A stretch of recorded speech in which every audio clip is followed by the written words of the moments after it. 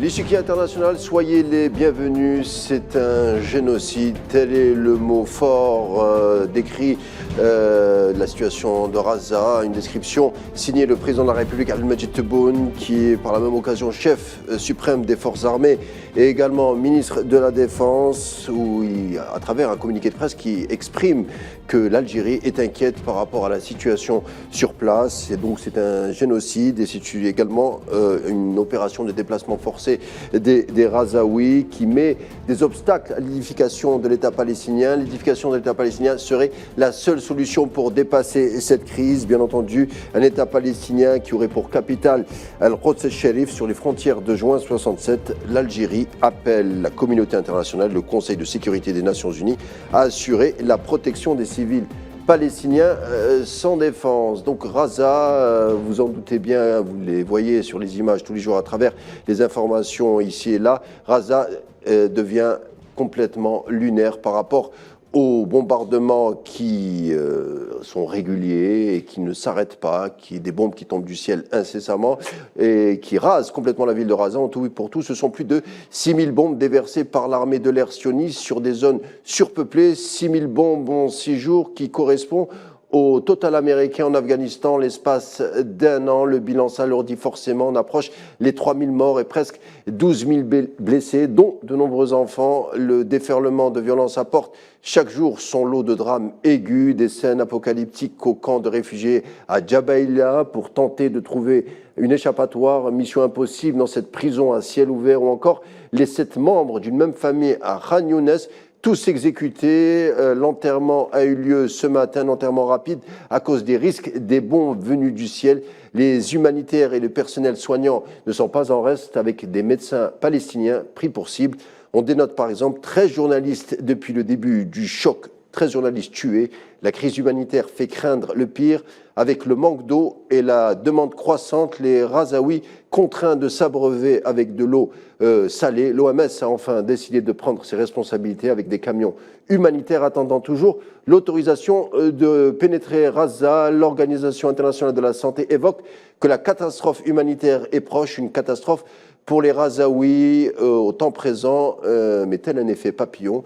Et sous d'autres aspects, le battement d'ailes serait un ouragan sur les économies de la région et surtout les économies européennes dans un deuxième temps, car une guerre à Raza qui s'allonge dans le temps pourrait crisper les rapports diplomatiques mondiaux et forcer d'autres puissances à s'inviter dans le bras de fer au Proche-Orient. La résultante, les bourses économiques mondiales perturbées, notamment dans le domaine de l'énergie, ce qui n'augure rien de bon avec l'approche de l'hiver, synonyme de récession pour le monde occidental, surtout le monde européen, une seconde année après celle écoulée sous le signe de la crise ukrainienne et les sanctions russes. On décortique le tout avec nos invités du jour et c'est dans un instant.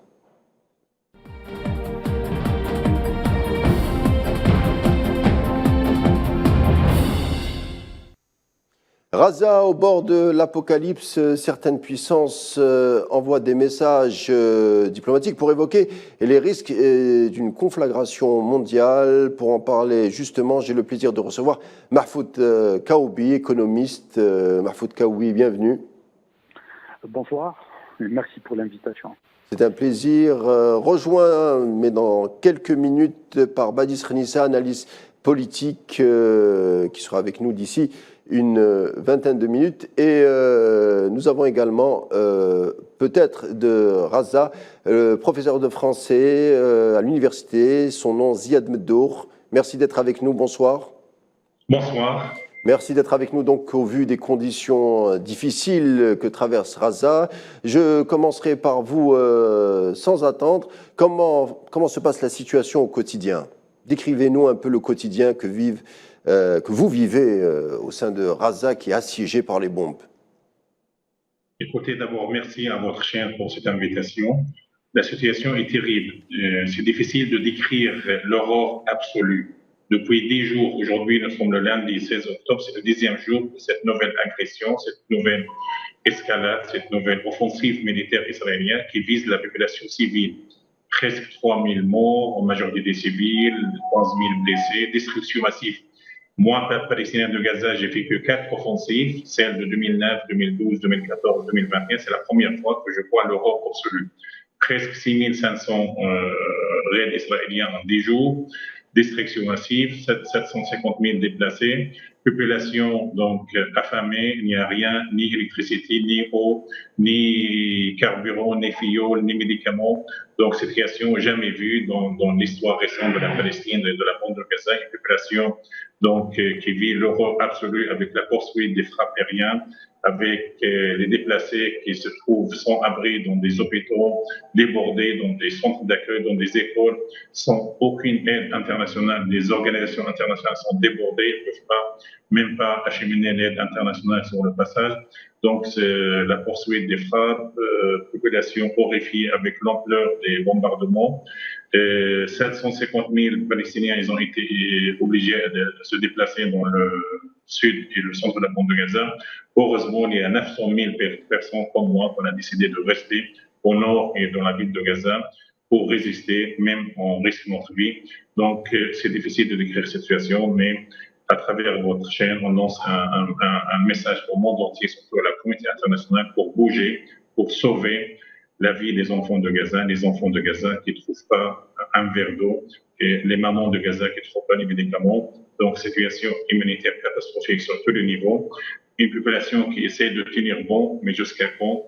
Tant que le monde officiel est complice, on entend des déclarations, mais jusqu'à maintenant, les Palestiniens de Gaza attendent le concret et attendent une intervention urgente de la part de la communauté internationale pour ni moins mettre la pression sur le gouvernement d'extrême droite israélien pour qu'elle arrête ses agressions et surtout pour qu'elle réouvre les portes, les passages pour l'acheminement des aides pour 2 400 000 Palestiniens qui se trouvent sans abri, qui se trouvent sans eau, sans nourriture, sans électricité et surtout qui subissent depuis 10 jours des bombardements intensifs et surtout ils vivent une situation dramatique et qui attendent surtout une solution politique.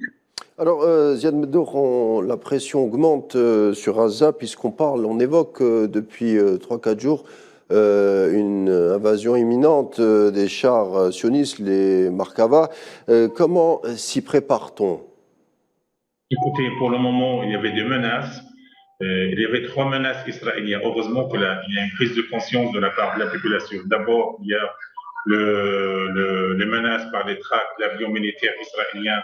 Ils ont lancé des tracts pour demander aux gens de se déplacer. Il y a des gens avec la panique, la peur, l'inquiétude. Bien sûr, ils étaient obligés à se déplacer parce que leur quartier était dévasté. Mais beaucoup de gens, ils ont décidé de rester. Même les gens qui se sont déplacés au centre et au sud, ils ont été donc tués par des bombardements israéliens sur leur convoi, sur leur voiture, sur leur camion. Après, il y a une menace avant-hier, il y aura une opération terrestre de la part des chars israéliens. Mais jusqu'à maintenant, il est 21h à Gaza.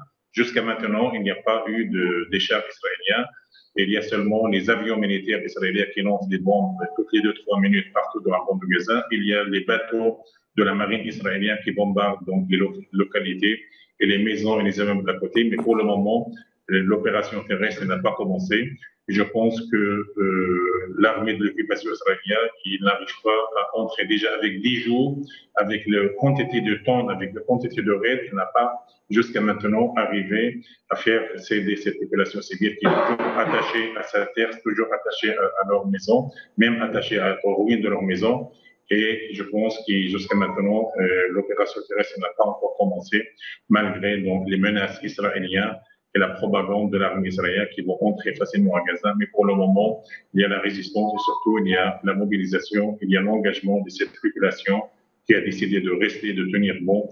Et je rappelle, cette population de Gaza subit un blocus israélien inhumain depuis 16 ans avec des conséquences économiques, sociales, psychologiques très graves sur la population civile. Et cette population, elle a subi encore 4 offensives entre 2009 et 2021, mais c'est une population qui a décidé de rester, de ne pas partir. C'est pour cela, nous, à travers votre chaîne, je remercie donc le président algérien et le gouvernement algérien et la population algérienne pour leur soutien. Et je remercie votre média et tous les médias algériens qui essaient de montrer la réalité telle qu'elle est, parce que malheureusement, beaucoup de médias occidentaux, ils essayent de prendre position, ils n'essaient pas de montrer la réalité. Nous, on ne demande pas au monde d'être pro-palestinien, mais pro-justice, pro-réalité.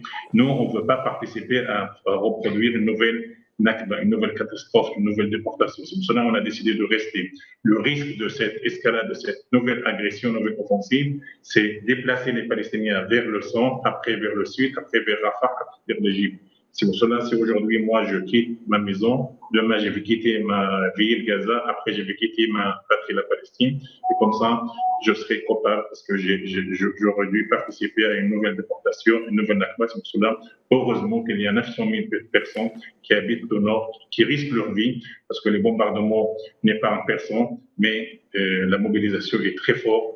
Et la population, malgré donc, ces crimes israéliens, malgré le manque de tout, cette population va rester et il ne craint, il n'a pas peur ni des opérations terrestres, ni des avions militaires qui tombent, qui envoient des bombes partout dans la bande de Gaza, surtout dans les quartiers et les maisons et les immeubles appartiennent à des civils. Ziad Meddour, merci d'avoir été avec nous. Je rappelle que vous êtes professeur de français à l'université de Raza. Vous étiez en direct avec nous de Raza. Merci d'avoir été nôtre.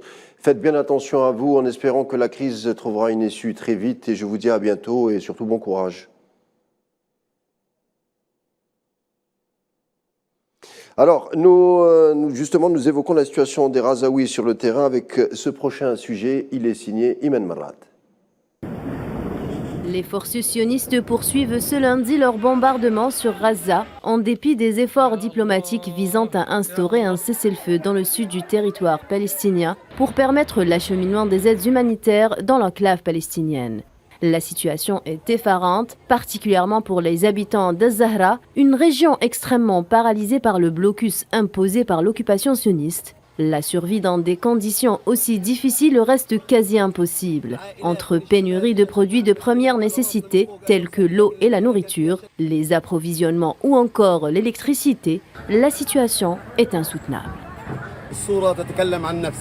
Comme vous pouvez le constater, les gens font la queue pour obtenir de l'eau, ici, et de la nourriture, à la boulangerie, là-bas. Tous les approvisionnements ont été paralysés. Nous ne pouvons même pas obtenir les produits de première nécessité. C'est une situation très difficile. La plupart des habitants du Nord sont venus ici. Nous les accueillons, mais tous les approvisionnements de la ville sont paralysés. L'eau courante là-bas est fournie par le gouvernement local, mais ce n'est pas suffisant, car la demande dépasse largement l'offre. La boulangerie a du pain, mais elle ne peut pas répondre à toutes les demandes. Chacun de nous ne peut en obtenir qu'une petite quantité, en particulier les enfants, les femmes et les personnes âgées de la ville, qui peuvent à peine obtenir les produits de première nécessité.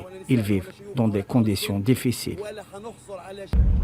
Dépités, les habitants d'Az-Zahra implorent les organisations des droits de l'homme à les soutenir et les aider à surmonter la précarité de cette situation humanitaire. Nous appelons la Croix-Rouge et les groupes de défense des droits humains, où qu'ils se trouvent, à faire preuve de responsabilité envers les gens et les enfants d'ici. Nous avons besoin des produits de première nécessité et d'un soutien vital de base. Nous en avons besoin même si nous restons simplement chez nous. Ici, c'est chez moi et je n'irai nulle part.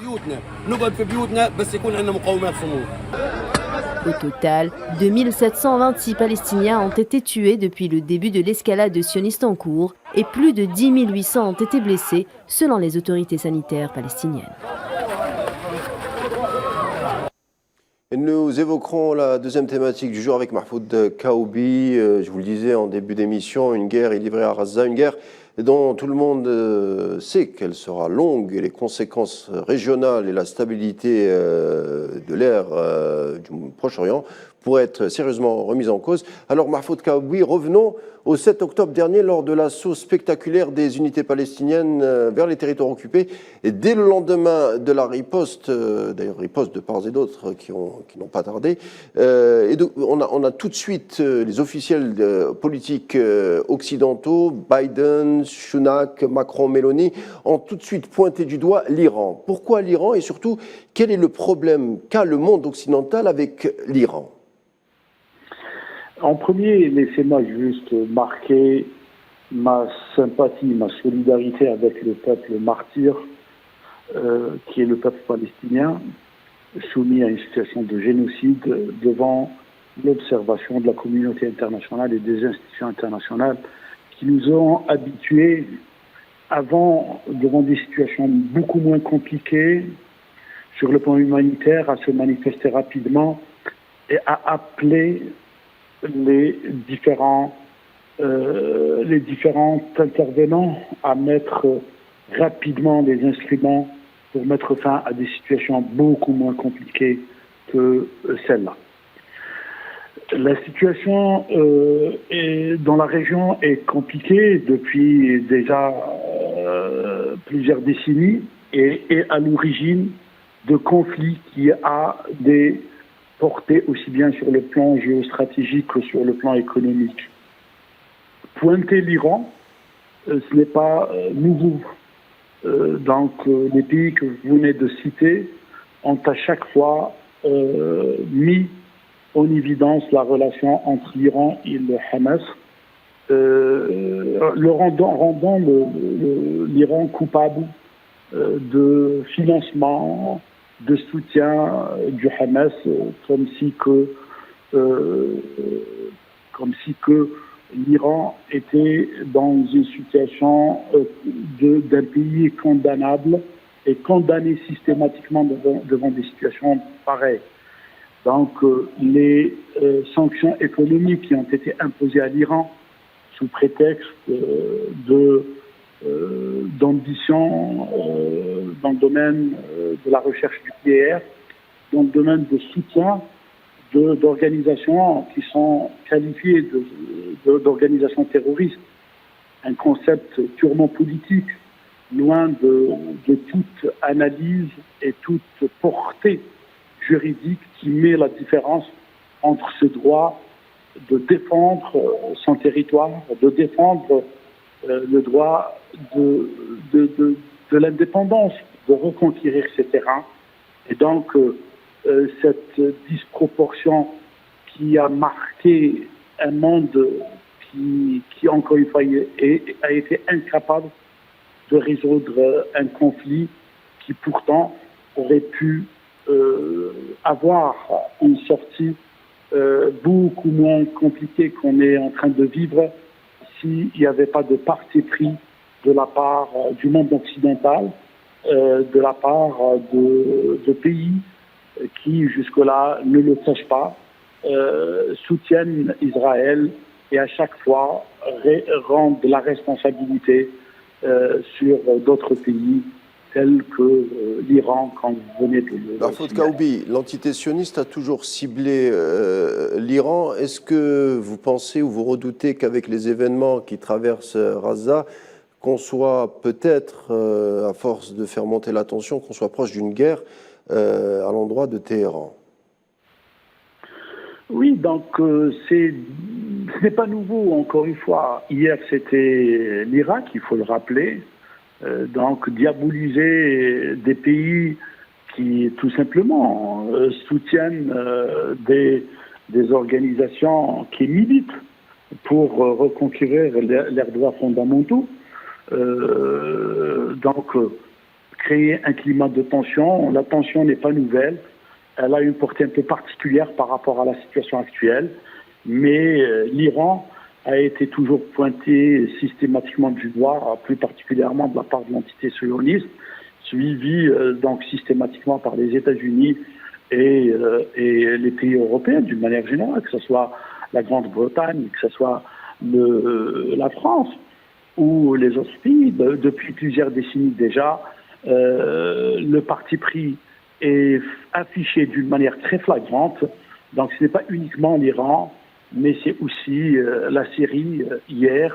Même dans des situations très critiques, la Syrie est encore une fois pointée du doigt, le Liban aussi, mais en premier lieu l'Iran, parce que c'est un État fort qui pèse sur la région et qui affiche clairement son soutien à la Palestine et aux droits des Palestiniens de reconquérir leurs droits dans le respect des résolutions de l'Organisation des Nations Unies. Et donc, encore une fois, c'est une fausse logique et c'est une chasse aux sorcières. Au lieu de s'attaquer aux vrais problèmes, on essaie de transférer la responsabilité sur un autre pays sous prétexte de financement ou de soutien direct ou indirect des organisations qui sont qualifiées et classées comme organisations terroristes. Mahfoud Kaoubi, on voit que l'Occident enregistre une série de défaites. On le voit par rapport aux BRICS, on le voit aussi avec le débat de la dédollarisation. On a vu aussi que la puissance russe a résisté à la série de sanctions par rapport à la séquence ukrainienne. Donc on sentait déjà la reconfiguration de la map monde. On a vu surtout, et c'est ça qui a aussi étonné, c'est cette réconciliation saoudo-iranienne sous l'égide du ministre des Affaires étrangères chinois, Wang Yi. C'est en soi une révolution dans les annales des relations internationales, mais c'est surtout une claque pour les Américains et pour les Européens. Oui, donc deux éléments à travers votre constat. Le premier, l'échec des instruments mis en place après la Deuxième Guerre mondiale de prévenir et de trouver des solutions aux conflits sur le plan international. Donc l'Organisation des Nations Unies, le Conseil de sécurité et les organisations régionales ont prouvé leur incapacité à régler un problème qui pourtant est clair et bénéficie déjà de résolutions déjà votées au niveau de l'Organisation des Nations Unies. Et l'entité sioniste, par la violation de ces dispositions, ne respecte aucune institution internationale. Au contraire, elle les défie et ce qui montre encore une fois que le cadre institutionnel au niveau international doit être révisé en profondeur. D'ailleurs, ce qui était prévu par le BRICS, c'était de réfléchir et de mettre un cadre institutionnel qui pourrait être opérant et éviter au monde d'une manière générale et à la région du Moyen-Orient, qui est le centre de plein de problèmes qui sont en train de s'étendre jusqu'au jour d'aujourd'hui, donc de leur trouver des solutions d'une manière moins dramatique que ce qu'on est en train d'observer aujourd'hui. La deuxième des choses, le rapprochement entre l'Iran et l'Arabie Saoudite commençait à donner plein d'espoir en tous les cas pour œuvrer à cette mutation qui permet au niveau du Moyen-Orient d'apaiser les esprits, de préparer un terrain de négociation entre l'entité sioniste et deux grands pays qui sont l'Arabie Saoudite et l'Iran pour essayer de trouver une issue beaucoup plus juste, une issue qui mettrait le train d'une solution définitive au Moyen-Orient. Mais voilà, donc une situation pareille qui fait sauter en éclats tout le processus qui a été mis en place et qui, encore une fois, démontre que l'entité israélienne n'est pas engagée sur une logique de transformation juste qui mettrait sur le terrain une solution définitive au problème que connaît le Moyen-Orient depuis 1947. Alors Badis Renissa nous rejoint en direct de Paris et analyse des questions internationales. Badis Renissa, bonsoir. Bonsoir. Nous avons entamé une discussion autour de la place que pourrait prendre Pékin à la veille déjà du conflit au Proche-Orient. Pékin, d'ailleurs, ne veut plus être cantonné à une puissance économique, mais souhaite prendre des initiatives comme le succès diplomatique dont on vient de parler, de la fameuse réconciliation entre Riyad et Téhéran. On sait que les officiels chinois, par exemple, voulaient s'occuper de la crise palestinienne. Pékin, on le voit, veut une stabilité de la région à cause des routes de la soie. Alors bien évidemment, entre autres, puisque Pékin aujourd'hui, faut-il le rappeler, est l'initiatrice aussi ou l'instigatrice peut-être de ce nouvel ordre mondial qui est régi par des nouvelles règles beaucoup plus respectueuses de l'intérêt commun, de l'intérêt des nations et notamment de la souveraineté et de la décision politique des États. Et on l'a vu, bien évidemment, il y a au sein même du BRICS ce duopole entre Pékin et l'Inde, donc dans laquelle il y a effectivement, comme vous venez de le souligner, cette histoire de la route de la soie, mais pas que, puisque Pékin a beaucoup investi par le passé, que ce soit en Afrique ou dans d'autres pays, et qu'elle souhaiterait aujourd'hui effectivement dans un élan de diplomatie bienveillante, dans un élan aussi de diplomatie économique. Il faut pas se leurrer non plus pour autant. Donc, mais ceci étant, Pékin aujourd'hui s'inscrit dans le sillage justement d'un nouvel ordre, comme j'expliquais, mondial, avec des alliances positives, des alliances constructives qui apporteraient un bénéfice justement aux belligérants et notamment les États dans lesquels elle coopère ou dans lesquels elle investit. Donc il y a effectivement un facteur géopolitique, il y a un facteur aussi, vous l'avez souligné, diplomatique, à savoir que Pékin souhaiterait, je dirais, asseoir son image, asseoir aussi en profondeur ces racines de relations non seulement bilatérales, mais aussi multilatérales, dont, encore une fois, j'expliquais, un nouveau pôle ou même un nouveau continent virtuel géopolitique qui se dessine au détriment d'un ordre mondial occidental qui perd le monopole, mais surtout aussi qui perd en crédibilité, surtout aujourd'hui, à la suite de cette guerre contre les Gazaouis, et c'est la cause palestinienne qui a été délaissée au détriment, justement, au profit, je dirais, de bienveillance malsaine et machiavélique, et un Occident qui, encore une fois, est en perdition tant sur la géopolitique, puisque nous l'avons vu, que ce soit des locomotives de l'Union européenne sont en perte de vitesse, que ce soit en francophonie, que ce soit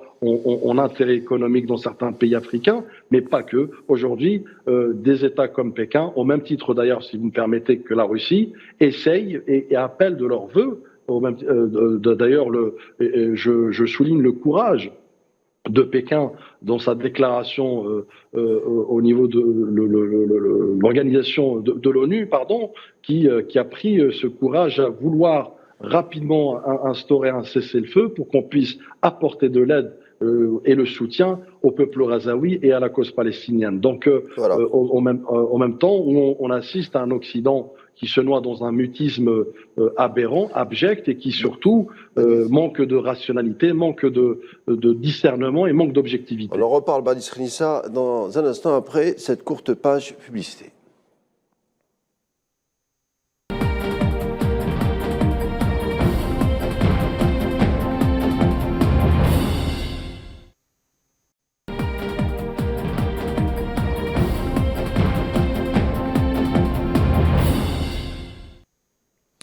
Mahfoud Kaoubi, retour sur le débat du jour avec Raza et les conséquences de l'ordre économique mondial. On en parle avec Mahfoud Kaoubi et Badis Renissa. Mahfoud Kaoubi, justement, Pékin, avec son ministre des Affaires étrangères, a évoqué que la solution au Proche-Orient serait enfin d'asseoir un État palestinien avec des droits inaliénables des Palestiniens, alors que les États-Unis, de leur côté, apportent une aide militaire conséquente avec les 2 porte-avions qui sont arrivés d'ailleurs en Méditerranée orientale, des porte-avions bourrés de missiles. Donc Washington semble faire le pari du conflit long. Donc on pourrait dire que d'un côté, on a 2 économies qui s'affrontent, à la fois une économie de la stabilité et une économie américaine qui est l'économie de la guerre, qui pourrait lui apporter beaucoup de bénéfices. L'économie de la guerre qu'affichent les États-Unis n'est pas nouvelle. Donc les États-Unis ont toujours profité des situations de guerre pour récolter des bénéfices. Il faut le rappeler, que ce soit la Première ou la Deuxième Guerre mondiale, et puis même la guerre ukrainienne, en grande partie, sert les États-Unis jusqu'à une certaine limite. Et puis, les États-Unis sont fondamentalement engagés avec l'entité israélienne. Ce n'est même pas une question d'opportunité, c'est une question de principe qui, à chaque fois, est reconduite. La Chine, effectivement, elle repose une solution il faut rappeler, encore une fois, qu'on avait pensé être entérinée à travers les accords d'Oslo et le processus qui devait, à partir déjà des années 90, être consolidé au plus tard, au début des années 2000. Donc, les instruments dont dispose la communauté internationale aujourd'hui sont très inappropriées pour amener l'entité israélienne à respecter les résolutions des Nations Unies et donc de permettre une solution diplomatique négociée, entérinée par les institutions internationales. La situation est là. Donc effectivement, les efforts sont les bienvenus, que ce soit de la part de la Chine ou encore de la part de la Russie. Mais sur le terrain, l'Occident est acquis. Il ne le cache pas. Il soutient l'entité malgré toute la violation des principes humanitaires, des résolutions des Nations Unies et des situations de génocide que tout le monde est en train d'observer aujourd'hui. Maintenant, sur le plan économique, c'est une autre affaire. Le monde sera mis devant ses responsabilités et cette logique que je qualifierais de suicidaire de la part d'un Occident qui se sent coupable systématiquement devant l'entité sioniste et qui vient à son secours en violation de tous les principes qu'il est censé défendre et qu'il défend dans d'autres circonstances. Maintenant, sur le plan économique, si la situation est appelée à prendre une autre dimension, que ce soit dans le temps ou dans l'espace, l'Occident, qui vit actuellement une situation de crise sur le plan économique, verra sur le terrain et paiera dans la réalité le prix de son abstinence à défendre des principes que ni la raison ni les principes de droit n'acceptent. Badis Renissa, je n'avais pas prévu cette question, mais je vous la pose quand même. Où est donc passée l'Ukraine? Je veux dire, où est donc passée l'Ukraine dans les médias? Comment se fait qu'on ne parle plus de l'Ukraine? Du jour au lendemain, maintenant, c'est le débat, ou en tout cas le conflit, les discussions autour du Moyen-Orient. Écoutez, je pense qu'effectivement, aujourd'hui, ce qui se passe à Gaza polarise les attentions, polarise aussi les inquiétudes, et c'est pourquoi vous faites bien de le rappeler, cette attention très particulière des États-Unis au point justement de mobiliser sa flotte navale, et pas n'importe laquelle, dans les eaux du Golfe. Cela aussi sous-entend en filigrane que l'entité sioniste est en perdition, l'entité sioniste est affaiblie, ce qui explique justement que cette bouée de sauvetage a été rapidement dépêchée par les États-Unis. Il y a un élément très important et fondamental qu'il faut rappeler aussi dans cette équation complexe. N'oublions pas qu'aujourd'hui, l'entité sioniste a des allures du dernier allié des États-Unis dans le Golfe et notamment au Moyen-Orient, puisque les États-Unis, au fil des années passées, a perdu beaucoup d'influence. Et il est loin le temps où effectivement Donald Trump venait avec sa pancarte et faire son VRP, son commercial d'armement avec MBS, avec Ben Salman ou d'autres monarchies. Donc il est loin, même voire révolu, puisque ça a été conclu par le rapprochement historique entre l'Arabie Saoudite et l'Iran, bien évidemment avec une influence de la Chine. Ceci étant, c'est-à-dire que l'échiquier au Moyen-Orient est en train de changer. Donc c'est pourquoi aujourd'hui, pour les États-Unis, c'est une opportunité en or de pouvoir non seulement raffirmer et reprendre ses actions et ses dividendes, notamment au Moyen-Orient, mais également pour renforcer, consolider sa relation bilatérale avec l'entité sioniste. L'entité sioniste avec laquelle elle partage énormément de facteurs et de convergences, tant sur cette fameuse démocratie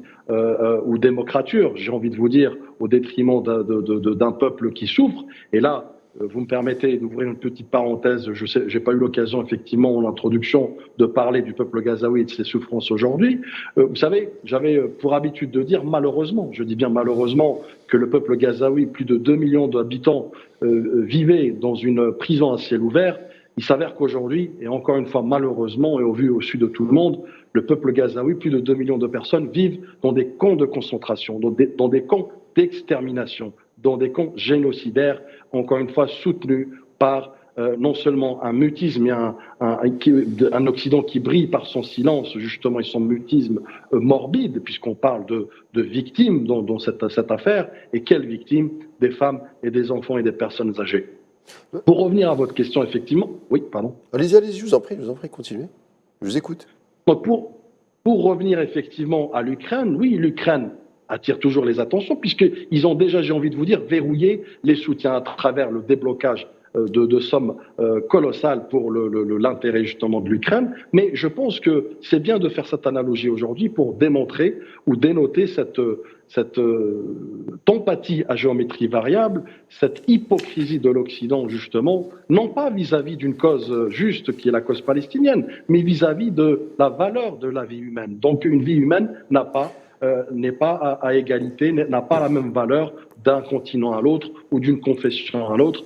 Encore une fois, quand il s'agit en face de l'antitétionniste comme principal acteur, notamment dans l'affaire de la Palestine. Badis Renissas, il y a aussi l'aspect, on ne parle plus de l'Ukraine, peut-être qu'il faut évoquer que les États-Unis traversent actuellement une crise institutionnelle où les membres, les représentants ou les représentants du Congrès, certains représentants refusent de continuer à rallonger l'aide financière à l'endroit de l'Ukraine. Peut-être que ceci explique cela. Alors, si vous me permettez justement, vous faites bien c'est très pertinent, puisque oui, on revient peut-être aux sources de la problème ou de la crise politique que subit aujourd'hui les États-Unis à travers la destitution historique du troisième speaker, qui est quand même, le speaker du Sénat, qui est la troisième personne dans l'organigramme du pouvoir américain. C'est pour vous dire qu'effectivement, il y a une crise politique de premier ordre. Maintenant, j'ai envie de vous dire en même temps que certes, effectivement, il y a une révision, une relecture du levier d'aide vis-à-vis de l'Ukraine, mais pour autant, pour l'antitétionnistes, là où il y a effectivement une présence très importante et convergente, idéologique, messianique même, j'ai envie de vous dire, du Sénat et de la classe politique américaine, qui ne se priverait jamais, au grand jamais, d'aider son allié historique, mais surtout son allié religieux, puisqu'on parle de messianique, on parle de projet religieux à travers justement cette aide qui surtout se tient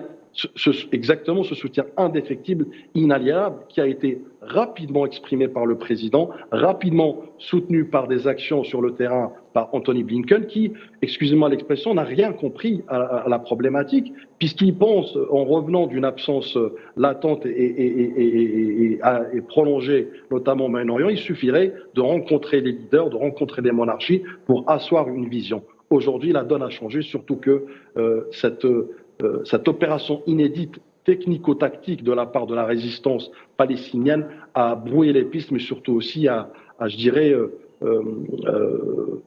mélanger les cartes géopolitiques, puisque le lendemain de cette opération, tôt ou tard, sera justement une surprise, qu'elle soit d'ailleurs politique interne à l'antitétionnisme, mais aussi géopolitiquement à l'échelle de la région, voire même du monde. Mahfoud Kaoubi, la dernière fois qu'on vous avait reçu, c'était pour parler des BRICS, justement les BRICS, avec le conflit au Proche-Orient qui peut rendre les réunions entre les représentants du groupe un peu tendues. On a d'un côté l'Inde, Modi, qui soutient les opérations sionistes, la Chine qui appelle à la retenue tout en penchant vers l'État palestinien, l'Afrique du Sud de Ramaphosa soutient ouvertement la Palestine et Moscou appelle à la retenue avec une posture plus ou moins neutre. Les BRICS, donc on le voit bien, hein, les membres des BRICS sont loin d'être sur la même longueur d'onde au sujet de ce dossier. Oui, on l'avait dit déjà que les BRICS, c'était un groupement d'intérêts. Un groupement d'intérêts divergent sur certaines questions, comme on est en train de le voir par rapport à cette question palestinienne. Donc c'est pour cela qu'en matière de création de nouveaux instruments sur le plan international, pour faire régner le droit et d'assurer une équité sur le plan international, je dirais qu'on a beaucoup de choses à faire pour que le rapport de force change réellement sur le plan international. Parce qu'il est question de changement de rapport de force. Et à chaque fois, je ne cesse de le signaler que ce n'est pas ni l'Inde ni la Chine qui pourraient à elles seules changer ce rapport de force sur le plan international. Sur le plan international, on a besoin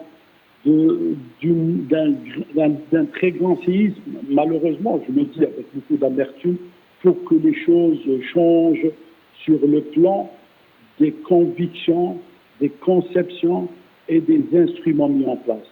tant qu'il y a ce parti pris de la part de l'Occident qui ne répond pas à des raisons objectives et qui ne respecte pas le droit du peuple palestinien à l'autodétermination et à disposer de ses terres, on restera dans des cycles qui, à chaque fois, produisent des situations humanitaires catastrophiques, comme on est en train de le vivre aujourd'hui.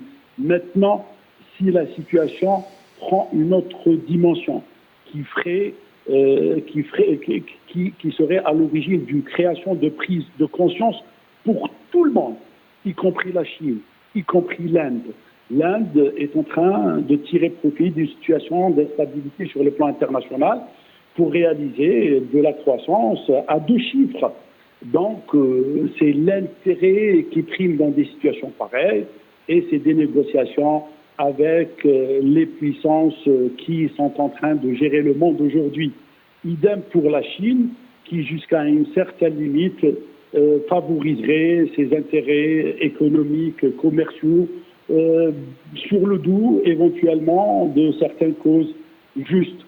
Je dirais que c'est au Proche-Orient, c'est aux États arabes, c'est aux États islamiques de déjà créer à leur niveau cette conscience et d'utiliser les moyens dont ils disposent pour, encore une fois, fouetter cette conscience internationale pour qu'on puisse produire une situation qui poserait les vraies questions et qui permettrait de réfléchir sur les instruments. Justement. Tant que les deux parties sont en train de tirer profit de certaines situations, de produire de la croissance dans le cadre d'instruments et d'organisations internationales inopérantes, il faut le rappeler, le Conseil de sécurité ne peut rien faire avec sa logique de fonctionnement, quand bien même la Chine ou la Russie puissent défendre une solution autre que celle préconisée par l'Occident. Alors, je dirais que les États arabes et islamiques sont interpellés pour réagir et non pas d'attendre à ce que l'Inde, la Chine ou autre pays le fassent à leur place. Alors, Badis Renissa, dernière question. Je voulais aussi questionner un peu les éventuels soubassements de cette guerre, en tout cas cette guerre qui est en train de se profiler. Je parle éventuellement de la question de l'énergie, du gaz, qui suscite l'intérêt de l'administration coloniale sioniste avec ce fameux pipeline EMG qui relie Ashkelon à Arish en Égypte. Mais cette route énergétique traverse les eaux territoriales razaouis. Occuper Raza serait mettre définitivement la main sur ce fameux tronçon énergétique. Qu'est-ce que vous en pensez? Absolument. Si vous me permettez, très rapidement. Rapidement, on arrive à la fin.